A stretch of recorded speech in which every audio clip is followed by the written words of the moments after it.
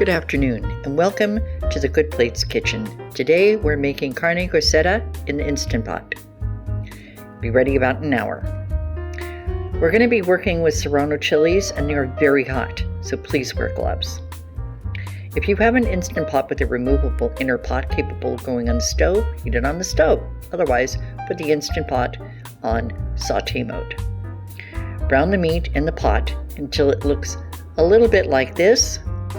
Then you want to remove it and set it aside. To the pot, add the vegetables and saute them until they're soft. Then add the remaining flour and tomato paste and cook that. Next, add the beef broth and stir that up. Put the meat back in and add the stout. Add the remaining seasonings and stir. Seal the pot, making sure it's not in venting position. Then you're going to set the pot for 35 minutes on high. Use natural release up to 20 minutes, then quick release for any remaining pressure.